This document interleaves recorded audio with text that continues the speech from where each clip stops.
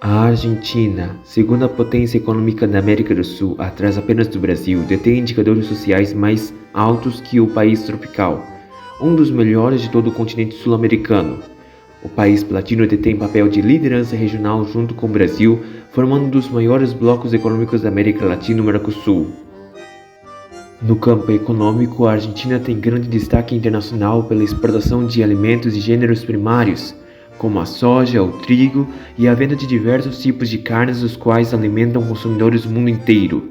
No campo social, a Argentina possui fortes tradições culturais, reconhecida internacionalmente pelo tango, a dança típica do país, pelos excelentes vinhos e pela gastronomia excepcional como o churrasco, típico fonte de orgulho pela tradição histórica e cultural cultivada pelo povo. Além disso, o país se destaca no cenário esportivo, tendo uma grande paixão pelo futebol, cujo grande ídolo Maradona é reverenciado como verdadeiro herói nacional.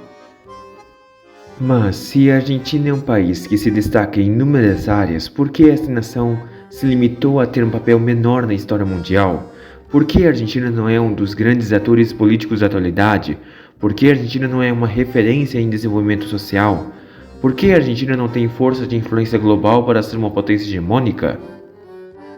Para compreendermos profundamente como o país do Rio da Prata chegou a essa situação que se encontra hoje, precisamos regressar aos tempos coloniais, época esta em que a Espanha dominava a maior parte da América Latina, incluindo a atual Argentina.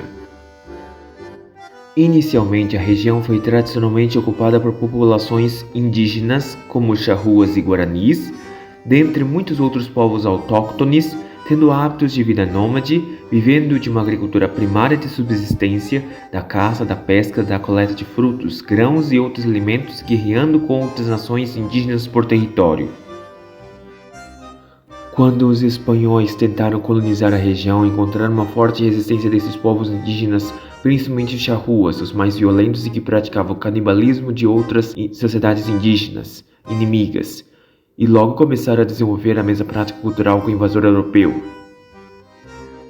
Guerras de resistência ocorreram por toda a região entre europeus e indígenas, mas para colonizar e ocupar efetivamente aquele vasto e inexplorado território no interior do continente sul-americano, foi necessário a atividade missionária dos jesuítas, organização de sacerdotes da Companhia de Jesus, entidade essa criada com o intuito de propagar a fé católica pelos confins do planeta Terra, que foram mandados para a região com o objetivo de catequizar os indígenas hostis à civilização europeia, doutriná-los da fé católica, urbanizá-los, formando as reduções. As reduções eram cidades católicas autônomas, comandadas pelos sacerdotes jesuítas, com o objetivo de disseminar as tradições culturais católicas entre as populações indígenas, ao mesmo tempo em que urbanizava estes povos autóctones, disciplinando-os com hábitos religiosos e doutrinando-os com valores e costumes das sociedades europeias da época, além do ensino de uma educação formal e do valor do trabalho europeu, principalmente agrícola. Nesse tempo, Asunción, capital do que é hoje o Paraguai, se destacava como a maior cidade da região, provindo de um forte militar, tendo recebido nessa época o apelido de Madre de Ciudades, por ser a partir de Asunción o foco irradiador da colonização espanhola que fundaria outras cidades como Santa Fé, Corrientes, Ciudad Real, Santa Cruz de la Sierra e Buenos Aires, dentre muitas outras. Inicialmente, Buenos Aires, situada na região do Rio da Prata, era uma cidade periférica, como Nova York e São Paulo foram no começo da colonização inglesa e portuguesa, respectivamente, sem grandes investimentos nos projetos coloniais nessas áreas e tratados com certa indiferença, descaso e irrelevância.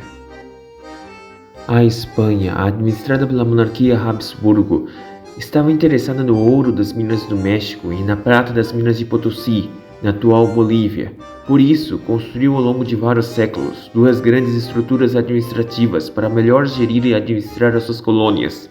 com enormes palácios, grandes cidades e uma enorme burocracia na Cidade do México, sede do vice-reinado de la Nueva Espanha, que englobava toda a América do Norte espanhola, Filipinas, América Central e Caribe.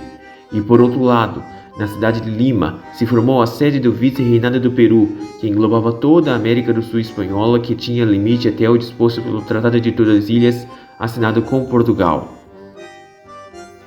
Assim, em um primeiro momento, Buenos Aires foi um núcleo urbano marginalizado pelo projeto colonial espanhol devido à distância com relação ao grande centro de poder da própria colônia na América do Sul, Lima, além de ter um clima hostil à agricultura intensiva tropical, sendo mais próximo ao europeu, que impossibilitava o cultivo de monoculturas agrícolas, junto à ausência de uma fonte econômica atrativa de lucro como a mineração em larga escala. Entretanto, com a intensificação da mineração e da colonização do interior do continente na região do Alto Peru, hoje a Bolívia, pelos espanhóis, ficava cada vez mais complicado escoar a produção de minerais para a Espanha pelo Porto de Lima, no Oceano Pacífico, necessitando de um porto atlântico para facilitar o escoamento desses produtos para a metrópole espanhola. E nesse momento é que os espanhóis deram a maior atenção à região do Rio da Prata, vista como uma fonte de escoamento mais fácil e rápida, pois interligaria as minas de Potosí a Buenos Aires, utilizando a rede de rios da região e posteriormente direcionando os metais preciosos aos portos da metrópole colonial. Buenos Aires se notabilizou como um notável porto escoador de pratas de Potosí, que logo atraiu a atenção de piratas e navegantes de outros países como neerlandeses, ingleses e portugueses. Os neerlandeses, nação protestante calvinista, nascida de uma ruptura político-religiosa da própria Espanha católica, foram um dos primeiros rivais a tentar diminuir o poder espanhol sobre os oceanos e mares do mundo inteiro, como continuação de sua longa e prolongada campanha pela independência nacional do domínio espanhol que afetou o mundo inteiro no século XVII. E muito embora os neerlandeses não tivessem planos de tomar a cidade portenha, atacaram e saquearam de forma bem-sucedida várias frotas do tesouro espanhol em diversos pontos da região caribenha e dos continentes americano, asiático e africano, rompendo o monopólio de navegação que os espanhóis detinham sobre o Oceano Pacífico, indo além, tomando Taiwan e outras ilhas orientais do domínio ibérico, invadindo o Brasil, a Angola, quase toda a Ásia portuguesa, e vários entrepostos e feitorias portuguesas em plena União Ibérica e tentando conquistar até o Chile e ilhas do Caribe com algum sucesso. Posteriormente, os portugueses, de forma contínua, tinham o intuito de estender a ocupação e colonização da América Portuguesa, o Brasil atual, até o Rio da Prata, com o claro desejo de contrabandear os metais preciosos e direcioná-los para Lisboa ao invés de Madrid. Esse desejo português de expansão colonial é comprovado pela fundação da colônia de Sacramento, onde hoje se situa o Uruguai, no lado oposto de Buenos Aires, no Rio da Prata. Esse cenário de estímulo ao contrabando de mercadorias do Porto de Buenos Aires foi motivado pelo quadro de profunda crise econômica vivida nesse tempo na colônia portuguesa, devido à decadência dos ciclos econômicos da cana-de-açúcar e do pau-brasil. Com investidas lusitanas operando com maior frequência, o número de guerras pela região se intensificou, sendo cada vez maior o número de contrabandistas portugueses e ingleses vindos para a região. Assim, a cada nova disputa, novas guerras e novos tratados firmados, a colônia de Sacramento mudava de mãos, ora portuguesa, ora espanhola. Ao mesmo tempo, quando o controle da colônia de Sacramento caía em mãos portuguesas, a cidade de Buenos Aires ficava extremamente vulnerável a um ataque marítimo português. E logo esta região se tornou problemática para a Espanha devido às constantes invasões de povos estrangeiros rivais, com o intuito de contrabandear para si os metais preciosos na América do Sul e atrair o comércio da região platina para o país invasor, contrariando os interesses espanhóis. Ao longo dos séculos, a Espanha estava entrando em uma grave crise econômica provocada por intensas e prolongadas guerras com diversos países que exigiam do orçamento espanhol enormes gastos militares, somado aos gastos cada vez maiores de uma elite política perdulária que administrava ineficientemente as receitas do Estado. Além disso, os custos de manutenção de um enorme império colonial estavam pesando muito para os espanhóis, pois os déficits eram recorrentes, devido ao contrabando crescente de metais preciosos, ao mesmo tempo que o Reino Unido, o grande rival espanhol, estava se desenvolvendo e se transformando na primeira potência industrial do mundo com uma poderosa e inovadora marinha de guerra. Assim, o governo espanhol não tinha grande planejamento financeiro, gastava mal os recursos econômicos auferidos e se endividava cada vez mais para conseguir fechar positivamente seu orçamento. Devido a essas recorrentes crises que se prolongavam no tempo, a nova dinastia espanhola dos Bourbons reformou administrativamente o império colonial, racionalizando a burocracia, tornando-a mais enxuta e eficaz, e do ponto de vista da metrópole, centralizou em cada divisão administrativa os aparatos de poder, como a igreja, a parte do exército, a polícia e a administração local. Mas do ponto de vista dos próprios colonos, essas reformas aumentaram a divisão interna, pulverizando o poder dentro da colônia em mais entidades administrativas, passando a cada núcleo urbano de maior destaque na América a prestar contas diretamente ao poder central, sediado em Madrid, sem intermediários administrativos como Lima ou Cidade do México. Dessa forma, além dos vice-reinados de La Nueva Espanha e Peru, surgiram o vice-reinado do Rio da Prata, que abrangeria Argentina, Uruguai, Paraguai e Bolívia atuais,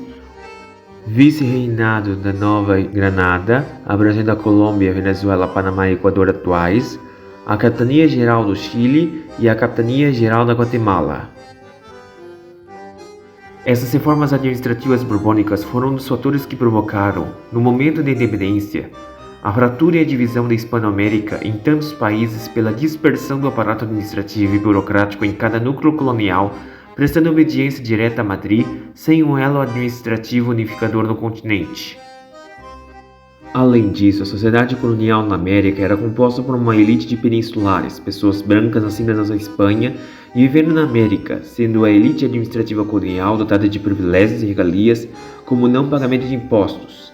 Os crioulos eram pessoas europeias nascidas na América e que possuíam grandes riquezas advindas do comércio, da agricultura e da mineração.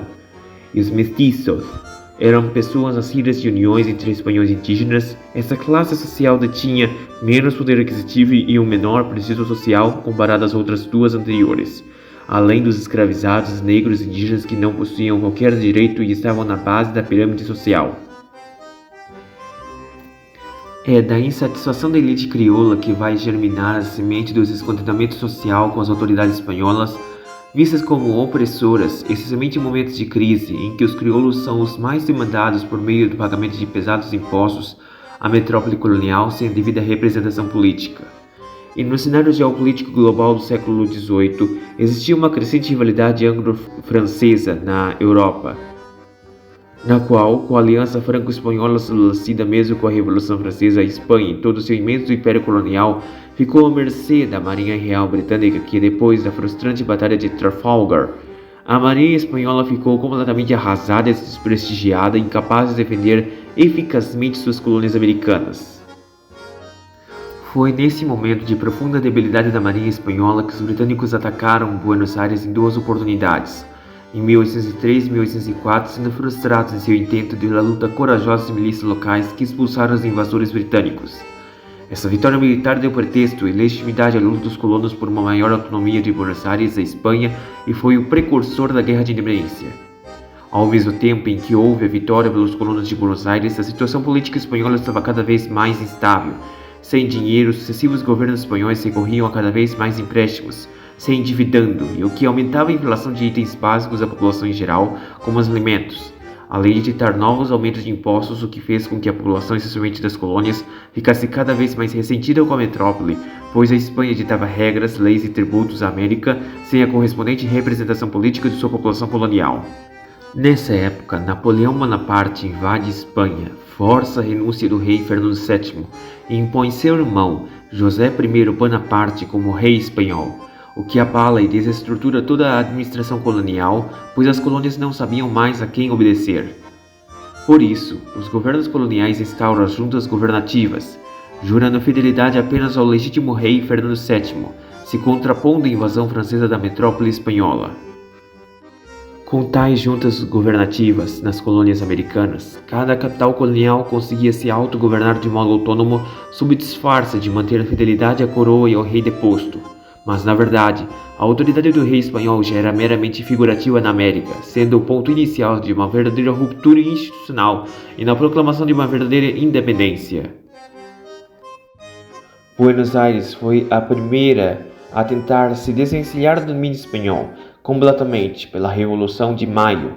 sendo pioneira na América Hispânica, mas seguindo o exemplo bem-sucedido da independência da Haiti, se livrou do jugo francês e dos Estados Unidos que se libertou da autoridade britânica. Entretanto, ao contrário do caso haitiano, a revolução não seria social e muito menos racial. A elite crioula, as pessoas brancas nascidas na América, eram ricas e queriam que os privilégios que os peninsulares tinham passassem para eles, dominando todo o processo de independência, mas mantendo a estrutura social colonial, pois muitos eram escravocratas e não aceitariam qualquer revolução social ou racial, como no caso da independência haitiana. No Congresso de Tucumã, a reunião de líderes provinciais e coloniais que declararam a independência argentina de fato da Espanha, foi proposto o estabelecimento de uma monarquia inca, como foi idealizado por Manuel Belgrano, sendo apoiado por outros grandes pais da pátria argentina como José de San Martín e Martín Miguel Güemes, e que recebeu também o apoio das províncias do norte argentino, como forma de fortalecer a posição de um sólido país americano unido em torno de uma monarquia indígena. Esse projeto foi chamado de Plano Inca e tinha como objetivo unificar grande parte da América do Sul hispânica, como Peru, Alto Peru, atual Bolívia, Argentina, Paraguai e Uruguai, se livrando da dominação espanhola, com um governo estável em certa oposição à monarquia portuguesa e depois brasileira que irá se constituir em 1822, e principalmente para que as monarquias absolutistas europeias não ajudassem a Espanha a restaurar o domínio colonial. Entretanto, este plano teve a forte oposição de Buenos Aires, que advogava por um governo republicano e unitário, além do que este projeto de uma monarquia inca nunca foi alcançado por puro racismo e preconceito racial da elite branca de Buenos Aires com os indígenas, vistos como socialmente inferiores, ideologia muito forte naquela época de ampla aceitação social. A inspiração de Buenos Aires era o projeto de independência dos Estados Unidos, uma grande república que se unificou diante da ameaça da metrópole colonial, formando um grande país em torno dos ideais de liberdade e igualdade na busca da felicidade individual, mantendo toda a estrutura social estigmatizante, racista e escravocrata em alguns estados da federação. Todavia, as guerras de independência hispano-americanas foram muito mais mortíferas do que a estadunidense, devido à prolongação no tempo, a série de vitórias e derrotas de ambos os lados, as políticas de terror praticadas por ambos os exércitos, a destruição de cidades, campos e toda a infraestrutura colonial e econômica afetada, além de todo o esforço de guerra que retirou a força de trabalho da agricultura, do comércio e da mineração. A crise econômica também foi intensificada pela imigração em massa de espanhóis peninsulares, seus escravos e seus bens que causaram um grande vácuo político e econômico nas finanças, na administração e no comércio da América Hispânica. Além disso, os efeitos que as guerras de independência causaram na população com traumas muito profundos das comunidades locais foi sentida por muito tempo pelo imenso número de mortes, ao mesmo tempo em que a economia e a infraestrutura local demoraram décadas para se reconstruir.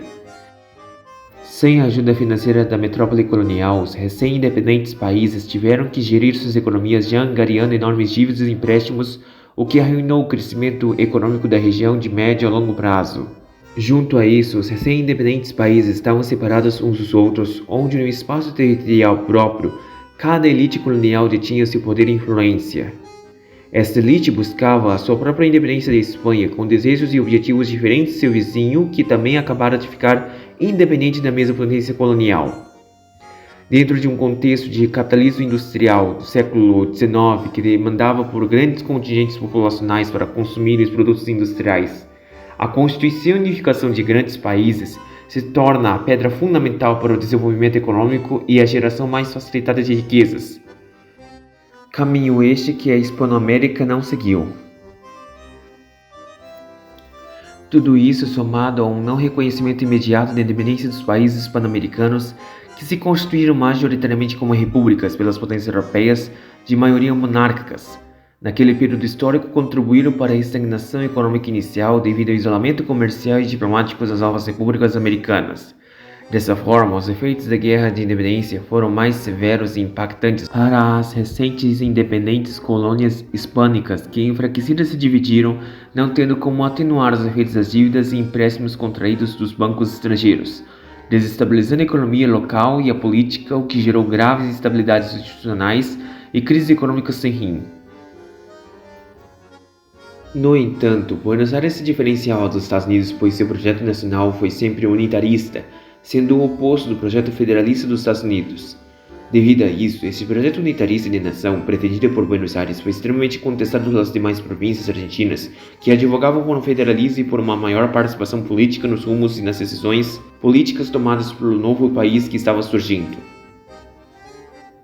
O federalismo, ideologia defendida pelas províncias do interior argentino, tinha sua razão de ser como um meio de sobrevivência política das províncias do interior para uma maior participação e representação provincial nas importantes decisões políticas nacionais. Ao mesmo tempo, servia para atenuar a preponderância que Buenos Aires detinha na nova conjuntura geopolítica do país em formação, pois essa cidade detinha o maior porto comercial de onde escoava toda a produção econômica das demais províncias, sendo a cidade portenha protagonista econômico do país. Mesmo sendo a pioneira na luta pela independência, Buenos Aires não tem forças para suplantar o projeto federalista, incorrendo ambos em terríveis lutas e guerras civis fratricidas que desestabilizam ainda mais a frágil conquista da independência e a consolidação de algum projeto nacional. No caso dos Estados Unidos, para efeito de comparação, depois da Guerra de Independência, as 13 colônias se uniram em uma federação sem maiores resistências, o que foi um dos fatores decisivos para a consolidação da independência e para uma maior estabilidade política nos próximos anos, resultando em um cenário de crescente liberdade comercial e crescimento econômico estimulado pelo consumo de um mercado interno em expansão, provocado pelo crescimento natural da população e estimulado pelas altas taxas de imigração.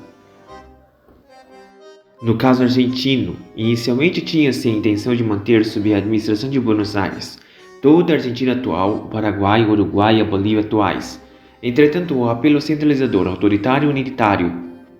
de Buenos Aires desestimularam uma grande unificação. Assim, em um quadro político de crescente instabilidade política e constantes guerras internas,